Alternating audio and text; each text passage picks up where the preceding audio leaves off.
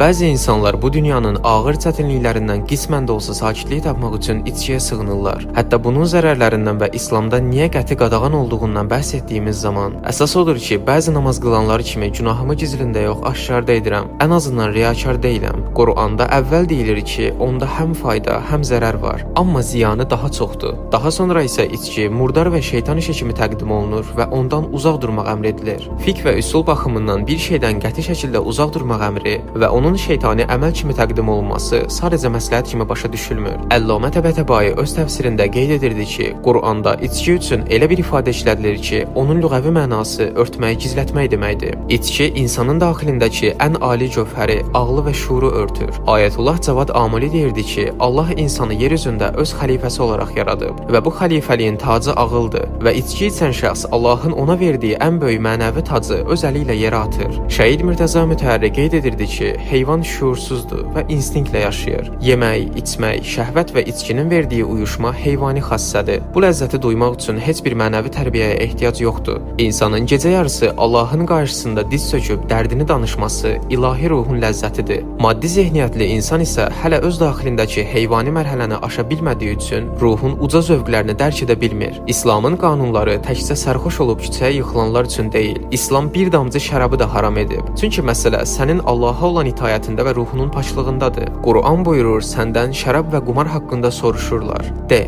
o ikisində böyük günah və insanlar üçün faydalar vardır. Lakin günahları faydalarından daha böyüdür. Ayətullah Həsənzadə Amuli deyirdi ki, ayədəki faydalar maddidir. Lakin Allah buyurur ki, onun mənəvi zərəri o kiçik maddi faydadan qat-qat böyüdür. Şəhid Mürtəza Mütəhərri yazırdı ki, İslam təkcə sosial hüquq dini deyil. Yəni başqasına ziyan vurmuramsa, hər şey edə bilərəm məntiqi qərb fəlsəfəsidir. İslamda insanın öz nəfsi üzərində də mütləq hakimiyyəti yoxdur. Sənin bədənin və ruhun sənə Allahın əmanətidir. İntihar etmək başqasına ziyan vurmur, lakin haramdır. Öz bədənini və ruhunu içki ilə zəhərləmək də əmanətə xəyanətdir. Əllamə Qazi deyirdi ki, insanın bu dünyadakı bütün axtarışları, hətta günah daxilindəki axtarışları belə əslində mütləq huzuru və Allahı çağırmaq çırpıntısıdır. Lakin insan Allaha gedən mənəvi yolu tapmayanda, ruhun bu qaçış istəyini içki ilə təmin etməyə çalışır. İrfan alimlərimiz bu tərz insanları mühakimə etməyi qətiyyən qadağan edir və onlara mənəvi xəstə kimi yanaşmağı tapşırırlar. Ayətullah Behçət ağa buyururdu ki, günahkar insana yox, onun günahına nifrət edin. Sadəcə qeyd olunmalıdır ki, içki içsən belə namazını qıl. Çünki çoxsu elə bilir ki, içki içənin namaz qılmağa haqqı yoxdur. Əslində içki içən şəxs ayılan kimi namazını qılmalıdır. Çünki Quran buyurur, həqiqətən namaz insanı çirkin və pis əməllərdən çəkindirir. Əgər o insan eybəcər də olsa namaza başlasa, zamanla namazın nuru daxilindəki şərab zülmətini sıxışdırıb çıxaracaq. Ayətullah Cavad Amuli yazırdı ki,